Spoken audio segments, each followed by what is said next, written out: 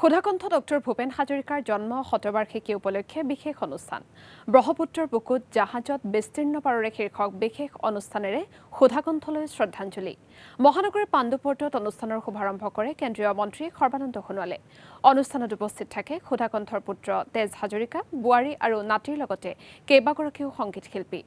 100 গছিয়ে চাকি জ্বলাই অনুষ্ঠানৰ শুভাৰম্ভণি কৰে কেন্দ্ৰীয় মন্ত্ৰীগৰাকীয়ে।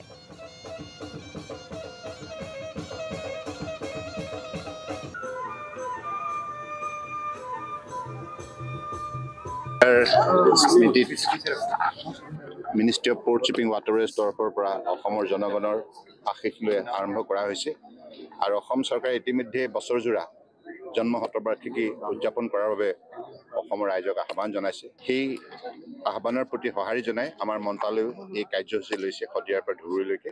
গতিকে আজি এই অনুষ্ঠানত বহু কষ্ট স্বীকাৰ কৰি অসমৰ নৃত্যাচাৰ্য আমাৰ যতীন গোস্বামী ডাঙৰীয়াৰ লগতে বহু জ্যেষ্ঠ শিল্পী সাহিত্যিকে আৰু ভূপেন দাৰ পৰিয়ালৰ সদস্যসকলে ইয়াত অংশগ্ৰহণ কৰি যিখিনি কষ্ট স্বীকাৰ কৰিলে তাৰ বাবে মই আমাৰ তৰফৰ পৰা তেখেতসকলৰ ওচৰত চিৰকৃতজ্ঞ আৰু তেখেতসকলক মই শ্ৰদ্ধা জনাইছোঁ, ধন্যবাদ জনাইছোঁ। কাৰণ তেখেতসকলে আজি ইমান বেয়া বতৰত উপস্থিত থাকি অনুষ্ঠানটো শেষৰলৈকে উপস্থিত থাকিলে আৰু তেখেতসকলে আমাক শুভেচ্ছা দিলে আৰু সকলোৱে এনেধৰণে মিলিত প্ৰচেষ্টাৰে ভূপেন দাক শ্ৰদ্ধাঞ্জলি জনালে।